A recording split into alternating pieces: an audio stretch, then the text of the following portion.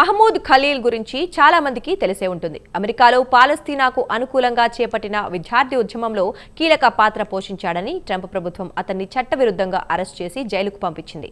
సుమారు 3 నెలల పాటు జైల్లో గడిపిన ఖలీల్ ప్రస్తుతం America president Donald Trump administration $20 million పరువు నష్టం దావా వేశాడు. ఇక గురువారం నాడు కోర్టులో కేసు ఫైల్ చేశాడు.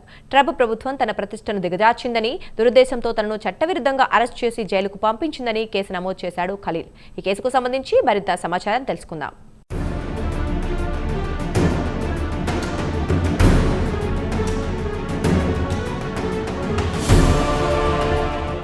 మహమూద్ ఖలీల్ గురించి యావత్ ప్రపంచానికి తెలిసే ఉంటుంది. పాలస్తీనాలో ఇజ్రాయెల్ దమనకాండను నిరసిస్తూ అమెరికాలో పెద్ద ఎత్తున ఉద్యమం చేపట్టారు.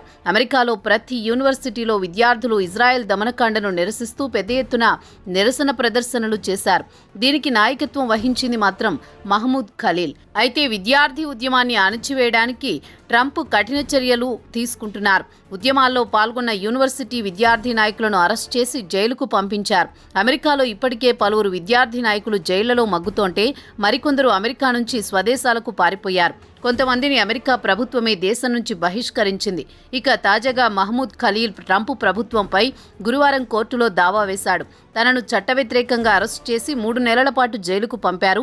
ఉద్దేశపూర్వకంగానే తనపై కేసు పెట్టి తన ప్రతిష్టకు భంగం కలిగించారు కాబట్టి ట్రంప్ ప్రభుత్వం నుంచి తనను $20 మిలియన్ పరిహారం ఇప్పించాలని ఆయన కోర్టులో దావా వేశాడు.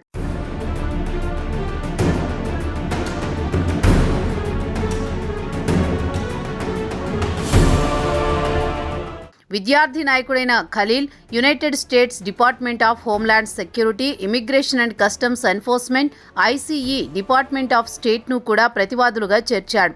ఇక ఖలీల్ అసోసియేటెడ్ ప్రెస్కు ఇచ్చిన ఇంటర్వ్యూలో మాట్లాడుతూ కోర్టులో కేసు వేయడానికి ప్రధాన కారణం ట్రంప్ అడ్మినిస్ట్రేషన్ బెదిరించి విద్యార్థి నాయకుల నోరు మూయించలేరని నిరూపించడానికి కోర్టును ఆశ్రయించారని చెప్పారు. ట్రంప్ తన అధికారాన్ని దుర్వినియోగం చేస్తున్నాడు. ట్రంప్ లాంటి వారు తమను ఎవరూ ఏమీ చేయలేరన్న అహంకారంతో ఉన్నారు.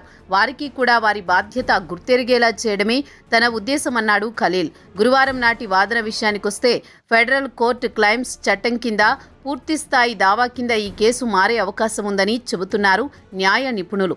ఇక ఖలీల్ విషయానికొస్తే కొలంబియా యూనివర్సిటీలో ఆయన పాలస్తీనా అనుకూల నిరసనకు అధికార ప్రతినిధిగా వ్యవహరిస్తున్నారు.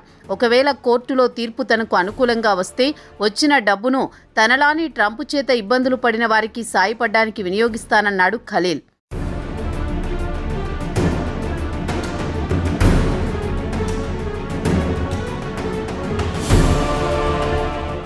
గాజాలో పాలస్తీనా ప్రజలు ఇజ్రాయెల్ దమనకాండకు బలైపోతున్నారు. మహిళలు, పిల్లలు పెద్ద ఎత్తున ప్రాణాలు కోల్పోతున్నారని అమెరికాలోని 50 యూనివర్సిటీల్లో విద్యార్థులు పెద్ద ఎత్తున నిరసన కార్యక్రమాలు చేపట్టారు.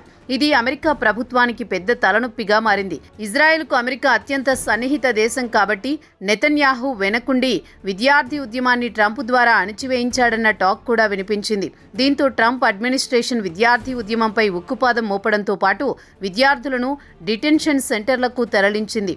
కొంతమందిని దేశం నుంచి బహిష్కరించింది. పెద్ద మొత్తంలో ఫీజులు చెల్లించి సగంలోనే దేశం నుంచి వెళ్లిపోమంటే ఎలా అని విద్యార్థులు ప్రభుత్వాన్ని నిలదీస్తున్నారు. కొంతమంది వారి వారి దేశాలకు వెళితే కొందరు కోర్టులను ఆశ్రయించారు. ఇక ఖలీల్ చెప్పేదేమంటే తనకు క్షమాపణ చెప్పాలని, అలాగే దేశ బహిష్కరణను ఉపసంహరించాలని డిమాండ్ చేస్తున్నారు. కాగా ఖలీల్పై ఇప్పటికే దేశ బహిష్కరణ అనే కత్తి ఆయన మెడపై వేలాడుతోంది.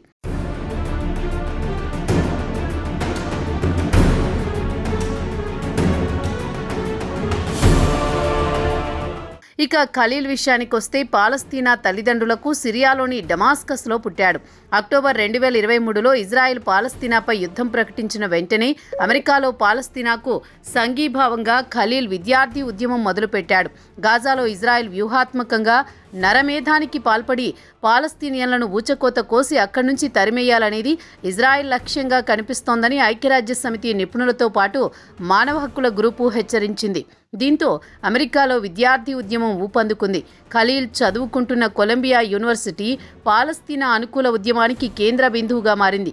పాలస్తీనియన్ల హక్కు కోసం తాను పోరాడుతున్నందుకు తనకు తాను అదృష్టవంతుడిగా భావిస్తున్నానని, ఇజ్రాయెల్ చేతిలో పాలస్తీనా పౌరులు పిట్టల్లా రాలిపోతున్నారని ఖలీల్ గత ఏడాది మేలో ఇంటర్నేషనల్ మీడియాతో మాట్లాడుతూ ఆగ్రహం వ్యక్తం చేశాడు.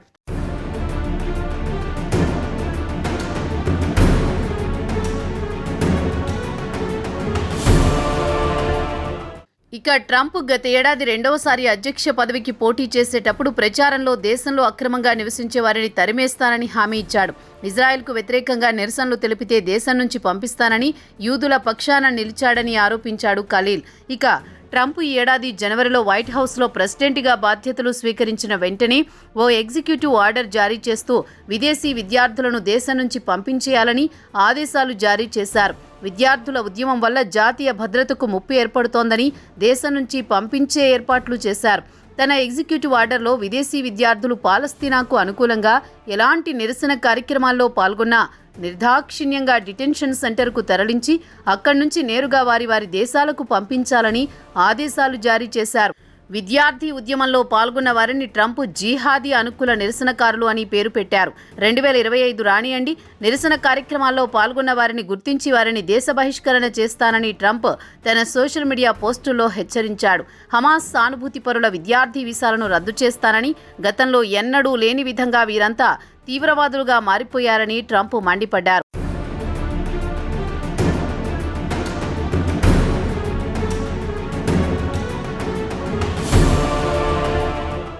ఇక ట్రంప్ ప్రెసిడెంట్గా బాధ్యతలు స్వీకరించిన వెంటనే ముందుగా విద్యార్థుల నిరసనలపై పడ్డారు.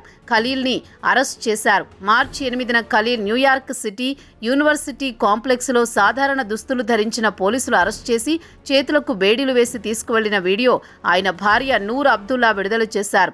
అప్పుడు ఆమె గర్భవతి కూడా. ఖలీల్ న్యూయార్క్ నుంచి వెంటనే న్యూజెర్సీకి తరలించారు. అటు నుంచి లూసియానాకు, అక్కడ లాస్ ఎల్లే డిటెన్షన్ సెంటర్లో ఉంచారు. అటు నుంచి ఆయనను దేశం నుంచి పంపించేయాలని ప్లాన్ చేశారు. వెంటనే రంగంలోకి దిగిన లాయర్లు ఆయన అరెస్టుతో పాటు దేశం నుంచి డిపోర్ట్ చేయడాన్ని సవాల్ చేస్తూ కోర్టులో హెబియస్ కార్పస్ పిటిషన్ వేశారు. ఇక లాయర్ల వాదనేమంటే ఖలీల్ అమెరికా పౌరుడు, ఆయన భార్య అమెరికన్ కాబట్టి ఆమెను పెళ్లి చేసుకుని అమెరికాలో శాశ్వత పౌరసత్వం దక్కించుకున్నాడు. తమ క్లయింట్ను అక్రమంగా అరెస్ట్ చేసి ఆయనను ఎక్కడికి తరలించారో కూడా తమకు తెలియదు, రహస్యంగా దేశం నుంచి పంపించే ఏర్పాట్లు చేస్తున్నారని కోర్టులో పిటిషన్ వేశారు. ఖలీల్ అరెస్టు తర్వాత శరవేగంగా లాయర్లు స్పందించి ఖలీల్ దేశం నుంచి డిపోర్ట్ చేయలేదని ఇక్కడి లాయర్లు చెబుతున్నారు.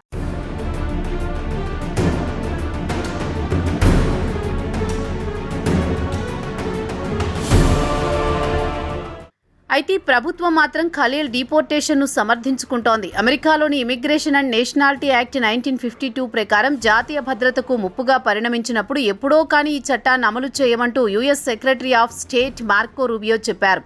అయితే ఖలీల్పై ఇప్పటి వరకు ఎలాంటి క్రైమ్ ఛార్జీలు నమోదు కాలేదు. ట్రంప్ స్వయంగా ఖలీల్ను ఉద్దేశించి పాలస్తీనాకు చెందిన హమాస్ టెర్రరిస్టుల సానుభూతిపరుడు అని వ్యాఖ్యానించారు. కొలంబియా యూనివర్సిటీతో పాటు దేశంలోని చాలా యూనివర్సిటీల్లో టెర్రరిస్టులకు అనుకూలంగా అమెరికాకు వ్యతిరేకంగా కార్యకలాపాలు చేసేవారున్నారని ట్రంప్ మండిపడ్డారు.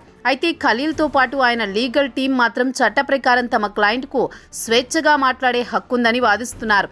ఖలీల్ అరెస్టు తర్వాత చాలా మంది విదేశీ విద్యార్థులను అరెస్ట్ చేశారు. వారిలో మొహసెన్ హహదావి, రుమేసా వజ్టుర్క్ లాంటి వారు ఉన్నారు.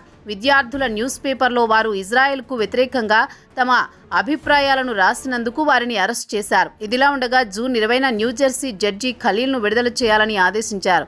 భార్య మొదటి కాన్పు సమయంలో జైల్లో ఉన్నాడు. చాలా మిస్ అయ్యానని వాపోతూ ఉంటాడు ఖలీల్. పాలస్తీనాకు అనుకూలంగా అమెరికాలో పెద్ద ఎత్తున నిరసన కార్యక్రమాల్లో పాల్గొని ప్రపంచవ్యాప్తంగా గుర్తింపు తెచ్చుకున్నాడు ఖలీల్. మరి $20 మిలియన్ పరువు నష్టం దావాపై ట్రంప్ ప్రభుత్వం ఎలా స్పందిస్తుందో వేచి చూడాల్సిందే.